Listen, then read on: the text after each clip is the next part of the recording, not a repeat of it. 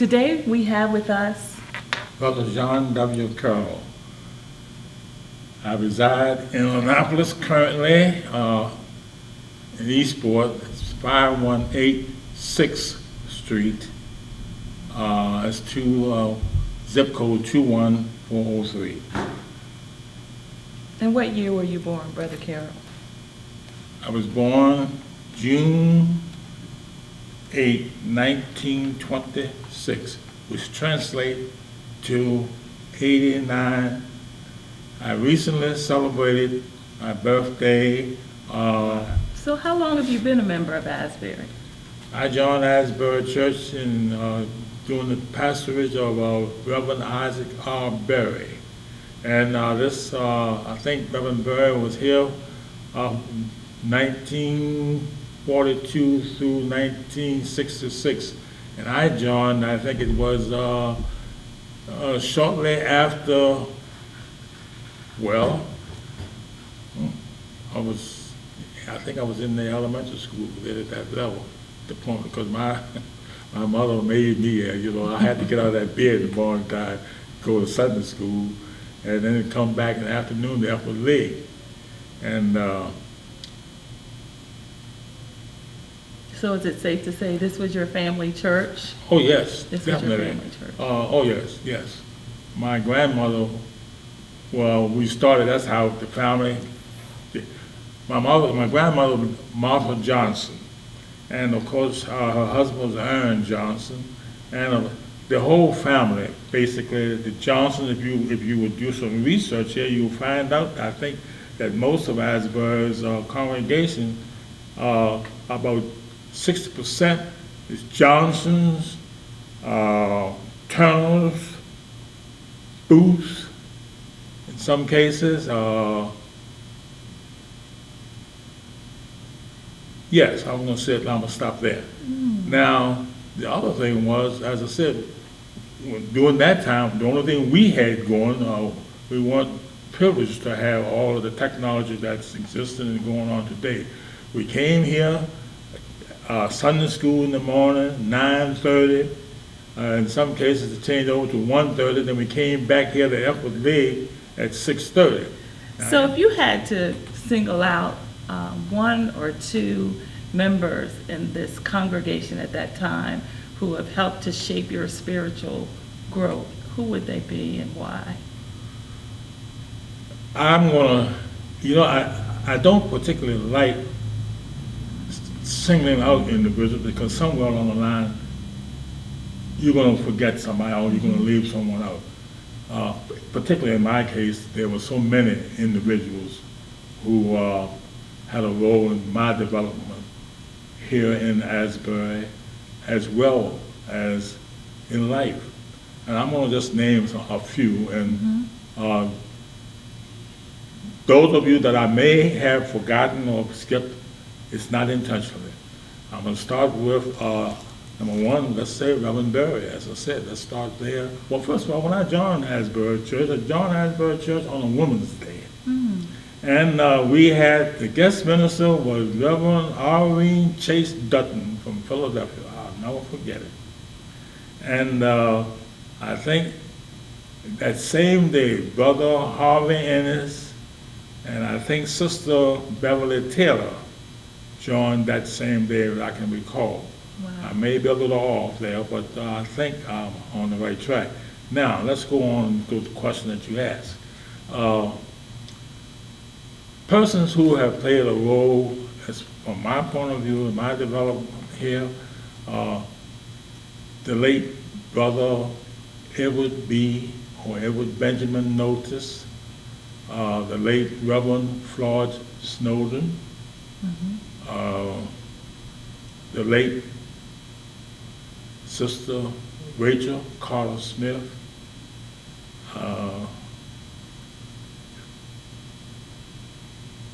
the late Brother Harry Holland,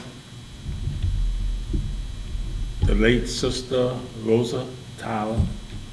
Now let's go a little to the current, because I think we're talking about those who left us, but again, they left an impression on me that I think I have passed it. That's part of what my legacy I see as being part of my legacy in terms of what I would be passing on.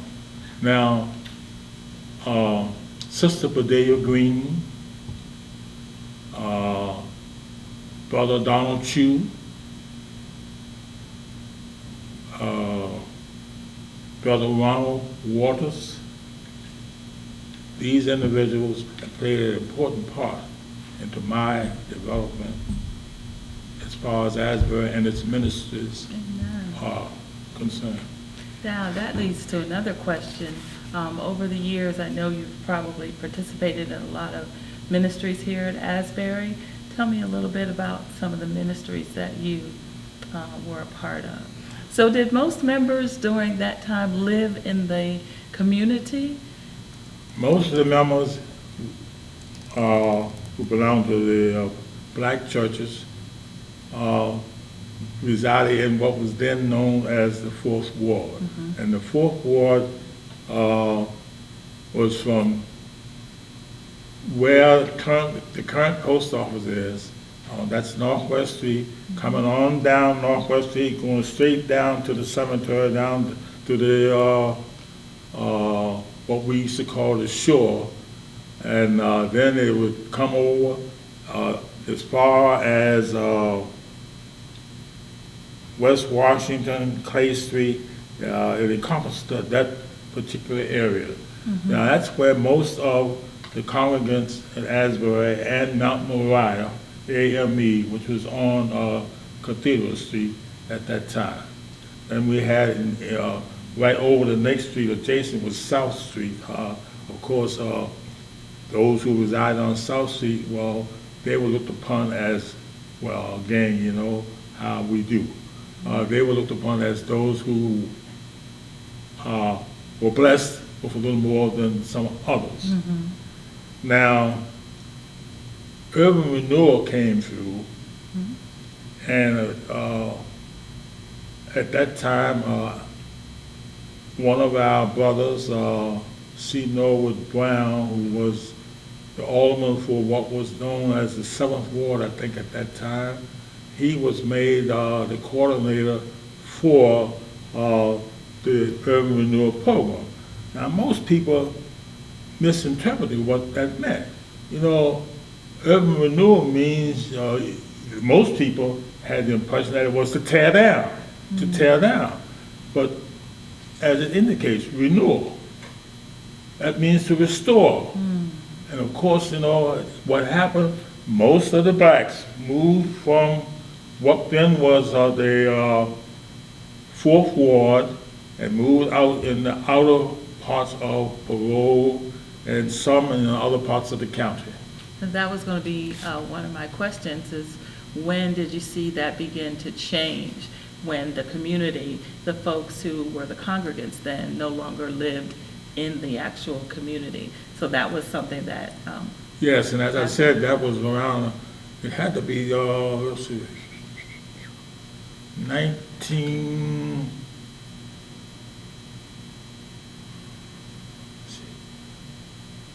I'll come back to that. It'll catch up with me. Tell me a little bit about the transition from the old sanctuary to the new. Well,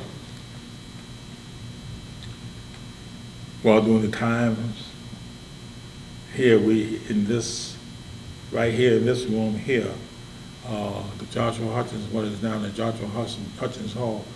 Well, we only had right next door there, out there in the outer yard there, our custodian, Mr. William Chase. The church had their little house there, and this was supposed to have been provided for Mr. Chase and his family. And they resided there, and what happened was we used to come back through here and go out. In terms of restroom facilities, we had to go over out there. And then what happened was we came upon the idea, and Brother Henry Holland, the late Brother Henry Holland, was chairperson of the building committee. And I can remember religiously, we used to have administrative board meetings on Friday nights. And I, at that time, was a youth member to this particular board. And Mr. Weller, that was the architect for this particular edition. And Mr. Holland used to say every Friday night we had the administrative board that we had to have $1,000. That was his fee, part of his fee. Each time we had to pay him $1,000 a month. And sister, the late sister Josephine Young, who was the church's treasurer, used to always, she knew everybody's payday. She knew when we got paid. Everybody. You couldn't, everybody in the church, just like I'm saying it to you, she knew when you got paid. And she used to say to us that we could pay it. And all we had to do was just stop and think about it and take his off top. His meaning God. And I used to say to myself, this woman got to be crazy. What is all this war? She talked about take his money off the top. I said, I didn't get but a little bit of money. And I figured I had to get my cleaning done. I had to go to the cafeteria on the job to eat. And then I was going to the watering hole, and he stopped by to see the friends, the watering hole. And she used to say, trust him, just trust him, just trust him. Take his off top first, and you will see, you will have whatever it is that you need. I couldn't put this together at the time. Didn't understand it, really. And I guess I didn't want to, I didn't know who to go to ask at the time. But as life went on, I began to see what she was talking about. So one evening I was leaving from the watering hole and coming up out of Clay Street and turned up Carroll Street and turned up West Street here going, I was residing in Eastport, going to Eastport. And Sister Young was coming back from the bank on this side of the street, coming back toward Asbury. And she saw me and she said, John, come here, come here, come here. I said, oh Lord, what this lady wants now? So when I went across the street to her, she said to me, now John, you know we haven't seen you for a long time. Only time I was coming to church then was Women's Day, Men's Day, because I got affiliated with a unlimited basketball team. And that sort of strayed away from there. That was my excuse. That was my excuse. Well, part of it. The other part was I didn't have anything to wear. But you know what? The strange thing about that, and again, this is what woke me up. On Monday mornings, I could wake up, rain, hail, snow, shine, and be out there going to work. But I couldn't come to, the clothes I was wearing there wasn't good enough coming to God's house. Well, you know, I got to thinking that you got to get your priorities together here. Something's wrong. And she said to me, look, listen, come on back. You know, come on back. Now, this is what got me. She said, you don't have to knock. Just come on. The door's open all the time. You don't have to knock. Just open the door and come on in. And I said, come on, Miss Young, just like that. But really, that's what got me to thinking about this. And reevaluating the situation and assessing the situation. And that's when I became involved again. I came home from watering hole, and Reverend Hutchins called me and asked me if he could come. He would like to talk with me about something. I said, okay, fine. So he came to the house. He knocked on the door and he came in, and we were sitting at the table getting ready to eat. But I told him, that's okay, we're going to go on whatever you have. Well, he brought with him, he had this package of interpreters. That, at that time, was basically just as it says, interpreter. It interpreted the church's programs and ministries. And he brought along a group of those, and then he had a couple other things. And he said to me, he says, Brother Carroll, our council on ministry has been without a chairperson for some time. Has not been functioning. He said, and some of the sisters and brothers recommended that you would be a good candidate to fill this position. I told Reverend Hutchins, I said, well, Reverend, you know, I kind of been out in the woods, so to speak, for a while. I said, I'm not too familiar with what's going on. He said, well, that's all right, don't worry about it. He said, they got those who will support you now. Support, let me tell you who they are, who they were. Our Sister Florence Coates, yes, Sister Florence Coates was here. Sister Beverly Taylor, Brother Henry Holland, Brother the Reverend Floyd Snowden, Sister Eleanor Parker. All of those individuals were there, and they gave me the support that I felt, that I know helped to develop me. And I told Reverend Hutchins I would give it a shot and see where I would go from there, but I certainly would be needing help. And that's how I got involved with the various ministries. Now, what ministries did I serve on? Number one, the Council on Ministries itself. Then I was with the Church's Finance Committee. And then Higher Education and Campus Ministries. Well,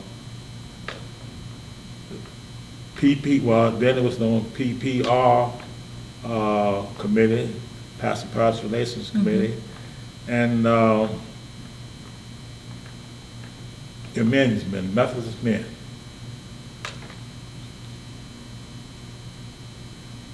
I'm not sure that I covered what you wanted to. But, no, you did. And you're pretty active in some of those ministries still today. Yes. Currently, today, I function with the Finance Committee, the Higher Education Committee, the Methodist men. Tell me some of the things that you've seen change over the years with Asbury from today and years past. What's one thing that you've seen that's changed? What I have observed is that today there are more opportunities available for our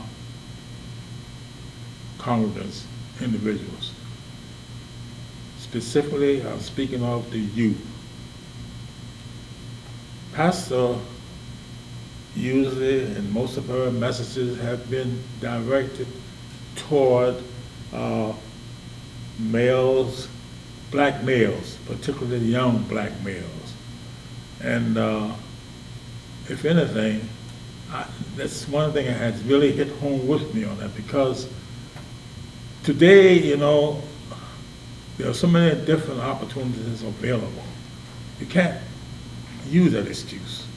Not anymore. We used to say, oh, you know, they won't let us, or they want this, or they want that.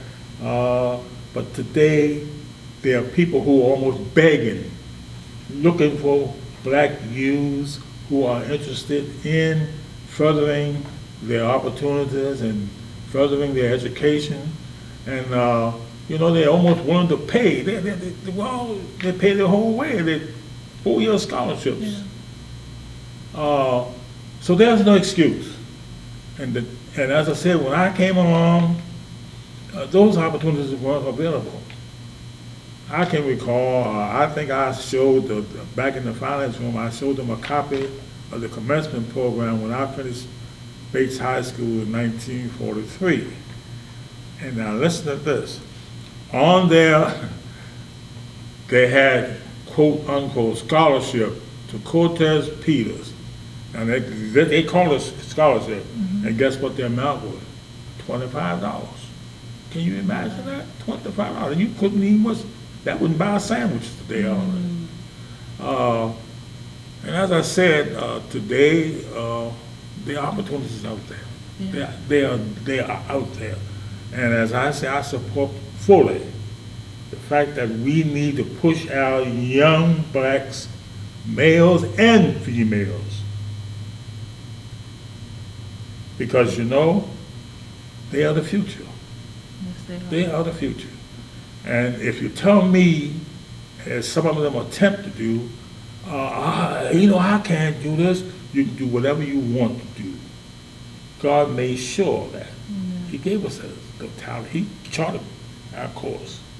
And he says, don't, and I always say, this is one of my favorite sayings to the youth, and not only to the youth, to anyone who is attempting or who we recruit or attempt to recruit to serve God, don't ever sell yourself short. Never sell yourself short. There's nothing, as Mr. Bashan used to tell us in high school, as a man thinketh, so is he. Now, if you think you're going to be a failure, then you're going to be a failure. But you know me, I shoot for the top all the time. I don't think nobody's any better than me. Amen. Nobody. Amen. And when I was in school, when I was running track, when I told that line, in my mind, I said, I know I'm going to win this race. I know. And I didn't win them all, but one thing, it wasn't because I wasn't trying. Set the bar high. That's what you have to do. Set it high. Tell me a little bit about the transition, if you remember, from African Methodist to United Methodist. Okay, when I came here in Asbury, it was Methodist Episcopal, Asbury M.E. Church. And then as the time came along, moved along, and as I can remember, Sister Rachel Carter's piled us in her little black Plymouth and took us up there to, I think we used to go to Westminster there, then Western Maryland College. And we used to go up there and for 3 days, 2 days session, we used to try to travel each day, come back and go. And then I think the brethren,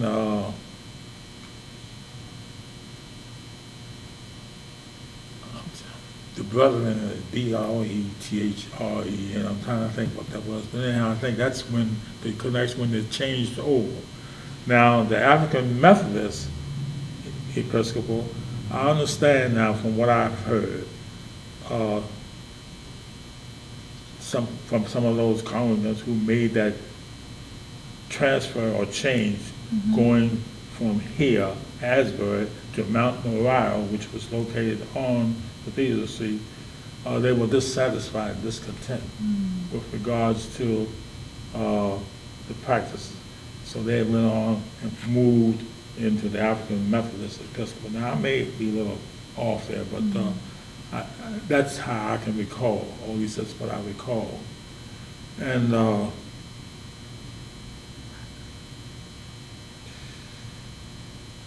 it was interesting about that, though, because what I say about all of it, the change, I can understand the change and the concern that was there. But God is everywhere. And the same problems and conditions and issues that we thought we were having here existed everywhere. The only thing, they don't talk about it like we do. The only way you get to know about it is you have to be there. I mean, you go there, you find out that the same thing you so-called ran away from, you ran right into it. And my thing is, if it's bad, or if you're dissatisfied with something, then you ask yourself the question, what am I going to do about it? What am I going to do about it? What can I do about it?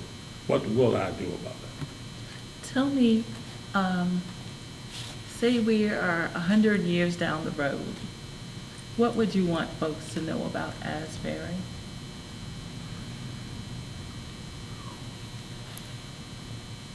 Well, I'm going to start off with peace and love. I'm going to start right there. Now I'm going to move into what I want to try to say. Uh, Asbury, this church, as I see it, in 100 years down the line, I would say, and I would want it to be a church for all individuals of the universe, be it black, African American, Caucasian, Catholic, Irish, whomever. We don't know what the situations and issues were or are with individuals.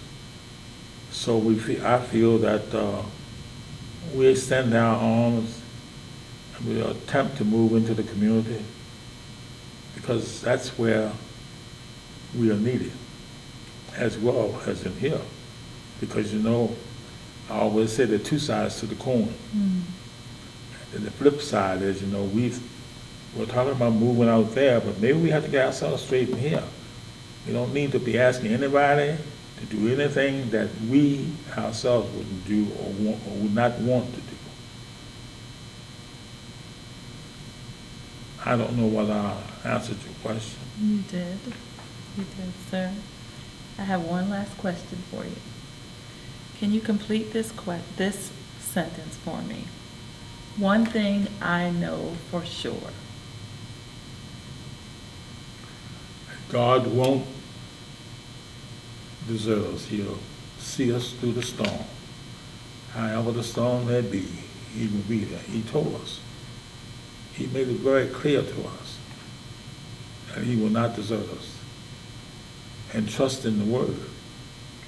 And I am proud to say that during these last 3 or 4 years of doing the pastorate of the Reverend Dr. Allen and her staff of ministers, that I have learned more about the word. I've also learned more about myself, and I've learned more about other individuals. And as I said before, irregardless of ethnicity, meaning hopefully in this case I'm speaking in terms of whether it's male, female, gay, homosexual, whomever, however, God looks upon us all as one. We are all his children. And he does not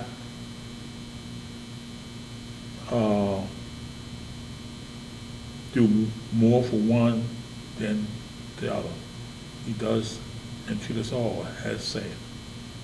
God bless you, Brother Carroll, and the Asbury Legacy Project thanks you for just being an open book with us today.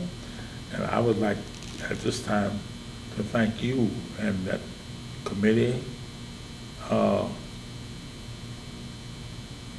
for asking me to participate, and I certainly hope that our congregants will understand exactly what it is that the Legacy Committee and the Kunta Kinte Commission is attempting to do. And I encourage any senior or whomever is approached to participate, because we have a lot to share, an awful lot. And as I said before, don't ever sell yourself short. Thank you. Thank you, sir. Thank you.